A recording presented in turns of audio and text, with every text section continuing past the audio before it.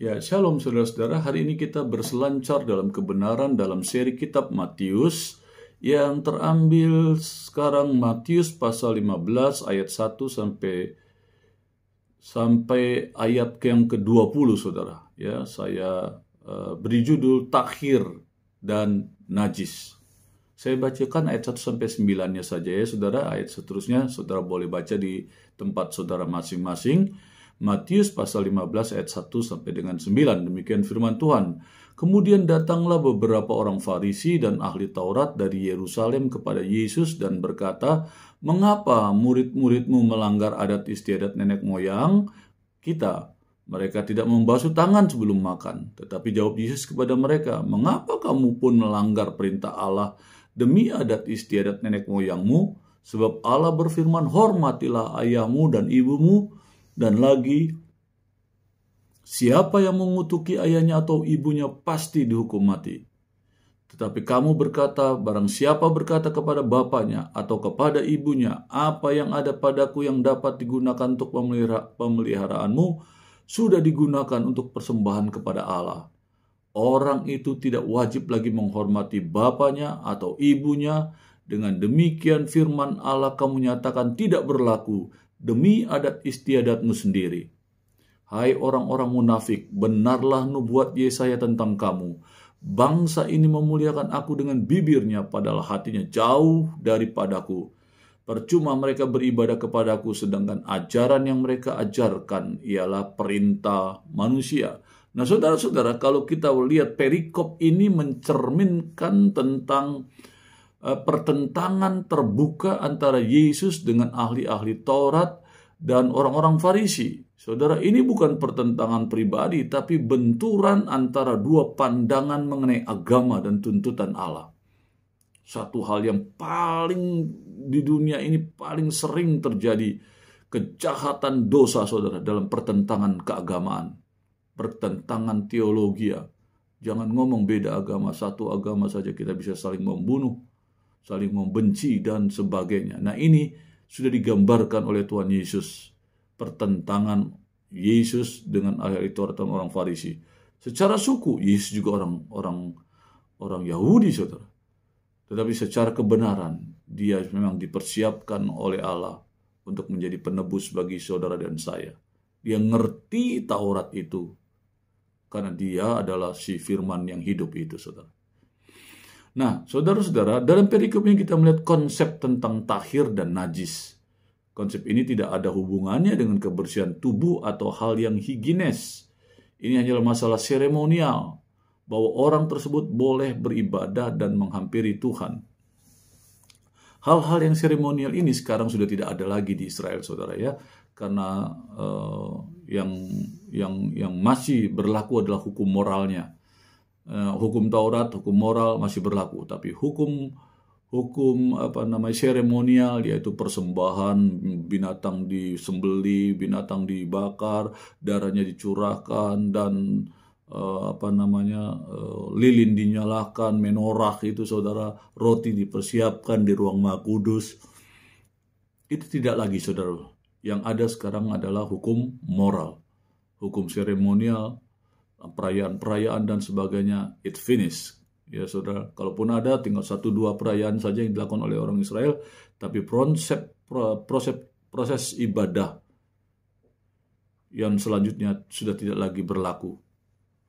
Nah, saudara-saudara, inilah yang dipertanyakan oleh orang-orang Yahudi, karena mereka, ahli-ahli Taurat dan orang-orang Farisi, melihat murid-murid Yesus makan kok nggak mencuci tangan. Padahal murid-murid Tuhan Yesus kan orang Yahudi, tahu orang-orang ahli-ahli Taurat itu membuat ketetapan, ketentuan, dan peraturan-peraturan itu untuk ditaati, saudara.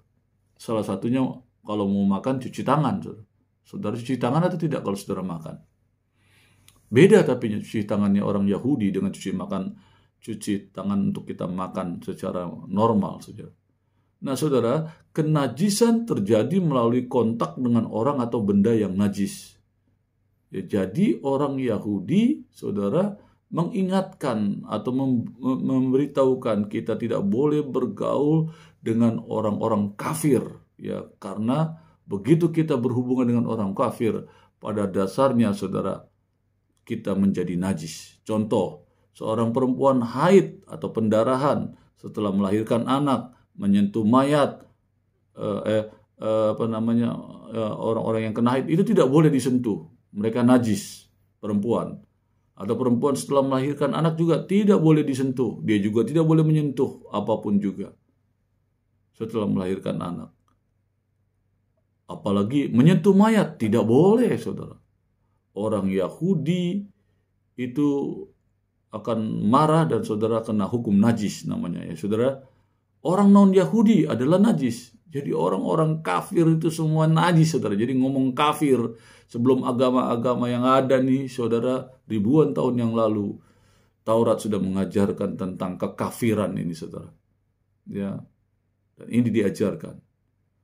Nah, itu sebabnya, saudara, firman Tuhan hari ini berbicara tentang masalah, saudara, kenajisan, saudara. Ini satu hal yang jarang sekali, saudara, terjadi atau diperkatakan, saudara. Tapi di dalam firman ini Tuhan Yesus menjelaskan, ya, tentang tahir dan najis ini, saudara. Ada di kitab Imamat, saudara bisa lihat di pasal 9, 10, 11 dan seterusnya, ya, berbicara tentang makanan-makanan yang halal dan yang haram, saudara.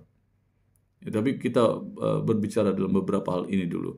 Jadi dari tulisan hal ini pun ada ajaran lain, hanya karena perbedaan kasta, saudara, orang itu tidak boleh berhubungan, tidak boleh melakukan hal-hal yang lain, saudara. Begitu luar biasa, ya.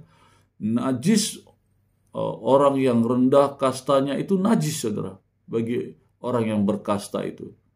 Jadi nggak boleh sembarangan, kalaupun menghadap juga yang dia tahu itu ternyata kastanya lebih tinggi, saudara. Apalagi kalau dia menjadi Kristen, wah itu lebih najis lagi, saudara. Dari tulisan di atas ini, saudara, menunjukkan tentang kenajisan. Jadi kalau kita kena najis, ya harus mengikuti ritual kebersihan, pembersihannya. Nah, saudara, berdasarkan hukum Taurat, legalisme itu perlu, tapi yang bagaimana? Ya, ini yang harus kita mengerti. Ada hal yang boleh dimakan dan tidak boleh dimakan. Itu diajarkan oleh Taurat kepada orang Yahudi.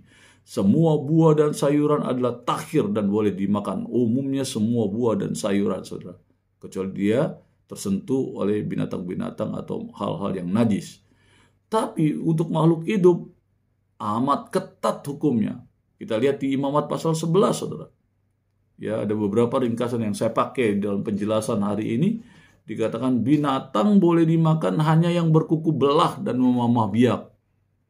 Ya, makanya saudara, orang Yahudi tidak makan babi, tidak makan kelinci, tidak makan terwelu. Ya, terwelu itu kelinci besar, saudara, karena mereka itu binatang yang berkuku belah dan memamah biak. Babi di luar kondisi najis binatang ini, saudara, karena tempat habitat kehidupannya itu di lumpur, saudara, tempat kotor, saudara. Tapi firman memberitahukan berdasarkan firman Allah, berkuku belah. Jadi tidak disebut lagi binatang ini najis atau tidak najis, pokoknya berkuku belah najis. Nah, begitu, ya. Yang kedua, binatang mati secara wajar tidak boleh dimakan, saudara.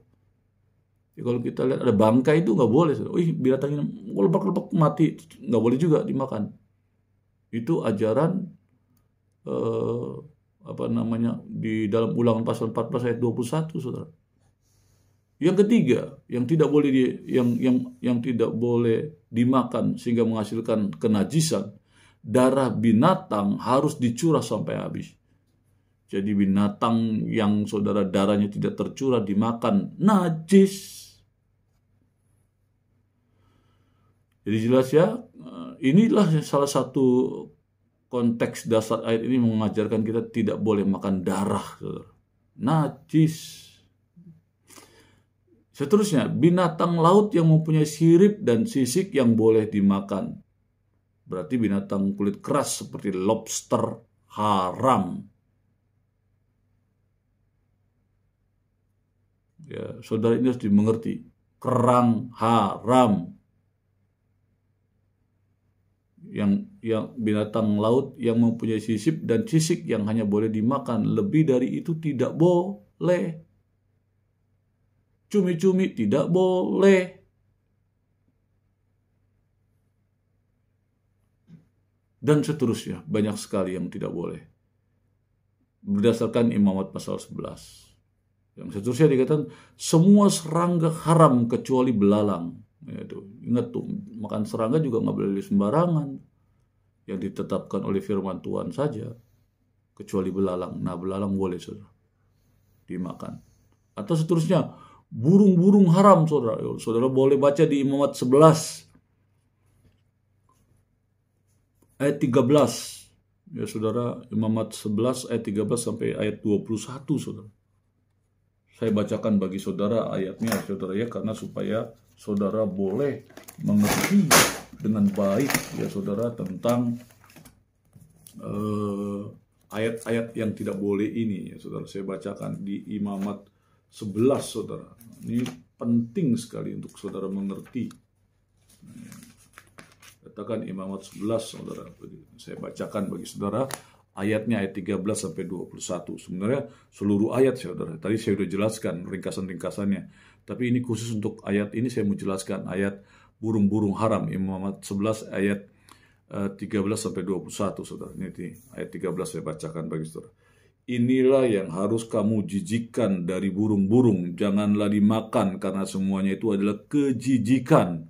Burung raja wali, ering janggut, elang laut, elang merah, elang hitam, menurut jenisnya, setiap burung gagak menurut jenisnya, burung unta, burung hantu, camar, dan elang sikap menurut jenisnya, burung punguk, burung dendang air, dan burung hantu besar, burung hantu putih, burung undan, burung ering, burung ranggung, bangau, menurut jenisnya, meragai, dan kelelawar, saudara. Segala binatang yang merayap dan bersayap dan berjalan dengan keempat kakinya adalah kejijikan bagi kamu. Ayat yang ke-21. Tetapi itulah yang boleh kamu makan dari segala binatang yang merayap dan bersayap dan yang berjalan dengan keempat kakinya, yaitu yang mempunyai paha di sebelah atas kakinya untuk melompat ke atas tanah. Inilah yang boleh kamu makan dari antaranya belalang-belalang menurut jenisnya, saudara. Saudara, ini penjelasannya. Hal-hal ini sebenarnya bukanlah persoalan besar, saudara. Soal makan najis dan tidak najis ini. Karena firman juga menjelaskan sesuatu yang dimakan melalui mulut akan keluar ke jamban, saudara. Jadi semua makanan berdasarkan prinsip perjanjian baru adalah halal. Tetapi ini kita pun harus mengerti juga. Ayat ini dibuat juga untuk kita, saudara, untuk kita juga makan makanan yang benar yang menghasilkan kesehatan. Karena setiap yang ditulis firman Tuhan ini makan makanan najis jangan dimakan. Memang pada dasarnya kalau diteliti secara medis ini binatang-binatang bermasalah, saudara. Iya, contoh kayak lobster, kerang, itu kan nyedot merkuri, saudara, kotoran-kotoran yang di laut yang masuk ke dalam tubuhnya. Saudara memakannya, mengkonsumsinya, ya sakit. Itu sebabnya firman Allah tidak mungkin salah. Ini saya bacakan Imamat pasal 11. Ini tentang burung-burung dan makanan binatang yang di laut. Belum lagi ayat 1 sampai ayat yang ke-12 yang tadi saya sudah jelaskan. Walaupun saya belum bacakannya secara rinci, tetapi saya sudah jelaskan ringkasan-ringkasannya. Tapi bagi orang Farisi dan ahli Taurat, ini merupakan persoalan hidup dan mati, saudara. Bagi mereka makanan-makanan najis. Saudara baca di Kisah Para Rasul bagaimana Petrus yang siang hari ada di bubungan rumahnya, ketika dia sedang berdoa, dia mendapatkan penglihatan Tuhan, ada kain di keempat ujungnya, ada tali yang di tengah-tengah kain itu ada binatang-binatang yang ternyata binatang najis semuanya. Dan Petrus dikasih tahu oleh Tuhan dari suara dari langit, makan Petrus. Petrus bilang, "Oh, nggak bisa Tuhan." Dia tidak pernah makan makanan yang najis. Sebab dari kecil dia sudah terdidik bahwa tidak boleh makanan-makanan najis. Tapi 3 kali nggak mau mendengar juga. Tuhan katakan, semua makanan yang Tuhan perintahkan halal pada dasarnya. Saudara, Petrus masih belum mengerti maksud penglihatan itu. Ternyata setelah itu dia dipanggil karena ada seorang orang Roma, pemimpin tentara, seorang perwira namanya Cornelius, bertemu dengan Tuhan, mengasihi Tuhan, dan Tuhan pengen dia dipertobatkan oleh Petrus untuk dia nanti dilayani oleh Petrus. Makanya Tuhan kasih contoh karena Petrus juga tidak boleh bergaul dengan orang di luar Yahudi. Saudara, kekristenan itu pada dasarnya awalnya memang diberitakan untuk orang-orang Yahudi, tapi begitu mereka menolak, maka ranting-ranting liar itu boleh, saudara, menyatu dengan pokok anggur. Saudara dan saya bukan bangsa pilihan, tetapi oleh karena penolakan bangsa Israel kepada Kristus, maka saudara dan saya mendapatkan anugerah untuk menerima Yesus Kristus sebagai Tuhan dan Juru Selamat. Jadi saudara, peraturan-peraturan, ketetapan-ketetapan yang dibuat oleh ahli Taurat ini, saudara, ya bagi orang Farisi dan ahli-ahli Taurat, wah ini persoalan hidup dan mati. Mereka harus menjalankan, melaksanakannya dengan sungguh-sungguh, saudara. Jadi bagi orang Farisi dan ahli Taurat, larangan makan babi dan kelinci sama nilainya dengan 10 hukum, saudara. Mantap kan? Jadi ketetapan-ketetapan, peraturan-peraturan yang dibuat oleh ahli-ahli Taurat untuk bisa dilakukan oleh orang-orang Yahudi itu sama derajatnya dengan hukum Taurat. Nah, ini yang Tuhan ditegur, saudara. Ketika murid-muridnya di kitab Matius ngambil gandum di tengah jalan, terus gosok-gosok, dia makan, padahal itu hari Paskah. Di hari Paskah tidak boleh ada yang namanya orang cari makan, bahkan makan makanan yang tidak boleh ditetapkan, saudara, itu melanggar. Dia tidak boleh melakukan tindakan, tidak boleh bekerja. Ketika dia mengambil makanan dari padi yang sedang bertumbuh itu, nggak ada masalah. Hukumnya tidak salah. Yang jadi masalah mereka bekerja. Karena mereka melakukan kegiatan. Ketika mereka ngambil bulir-bulir gandum itu, mereka gosok-gosok supaya keluar gabahnya, kulit-kulitnya, baru setelah itu mereka makan. Itu dikatakan bergerak tidak boleh. Bagi orang Farisi dan ahli Taurat ini melanggar sekali, saudara. Saudara bisa dihukum rajam, saudara. Jadi luar biasa bagi orang Yahudi, saudara. Agama telah dicampur adukan dengan berbagai peraturan dan ketetapan eksternal. Akibatnya maka berbagai peraturan dan ketetapan telah menjadi agama bagi orang Yahudi ortodoks. Inilah yang dimaksudkan dengan pencucian tangan. Salah satu contoh, ya, peraturan-peraturan turunan dari 10 hukum Taurat. Ya, untuk saudara mau makan, saudara harus cuci tangan. Seorang imam sebelum makan nih, saudara, ribetnya yang namanya cuci tangan. Kalau kita kan cuci tangan makan gitu ya, langsung pakai tangan, kalaupun nggak pakai sendok begitu ya. Tapi orang Yahudi nggak, cuci tangannya juga ada ritualnya itu, saudara. Ya. Jadi seorang imam sebelum makan, dia mempersembahkan yang menjadi hak mereka di bait Allah, dia harus mencuci tangan dulu. Dasar ini yang diterapkan oleh Yahudi ortodoks yang awalnya di kehidupan sehari-hari melalui cuci tangan di pagi hari, dan yang akhirnya berkembang sedemikian rumitnya untuk pencucian tangan ini. Untuk mau makan aja ribet banget dengan cuci tangannya. Padahal dia ada ikan, tinggal makan aja sudah kenyang kan. Tapi itu, saudara, dari sisi kita. Tapi dari sisi orang Yahudi nggak bisa, saudara. Ketetapan, peraturan-peraturan yang dibuat untuk orang Yahudi menjalankan Taurat dengan turunannya, ya, itu mutlak adanya. Pertanyaan inilah yang dipertanyakan kepada Yesus, karena murid-muridnya tidak mencuci tangan karena kesibukan ritus pencucian itu dipandang sama penting dan sama mengikatnya seperti dasatita atau hukum Taurat. Ini yang terjadi, saudara. Di dalam ayat 10 sampai dengan 20 dikatakan, apakah akar masalah kebutuhan hidup? Pertama, ekonomi. Kedua, teknik. Ketiga, elektronik. Keempat, agama. Apakah agama membuat dunia lebih baik? Bukan religius atau tidak? Apabila agama terdiri dari ketetapan dan ketaatan lahiriah, maka akan ada dua hal yang terjadi. Agama menjadi terlalu mudah. Jauh lebih mudah untuk berpantang makanan tertentu, mencuci tangan dengan cara yang tertentu, ketimbang mengasihi mereka yang tidak mengasihi dan tidak dapat dikasihi, dan menolong mereka yang membutuhkan dengan mengorbankan waktu, uang, kenyamanan, dan kesenangan kita. Agama bisa menjadi terlalu mudah, saudara. Yang kedua, agama akan menyesatkan bila hanya terdiri dari ketaatan lahiriah.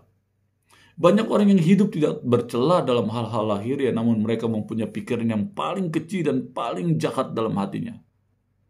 Ajaran Yesus ialah semua upacara yang lahiriah di dalam dunia tidak dapat menebus manusia apabila kesombongan, kepahitan, dan nafsu menguasai manusia.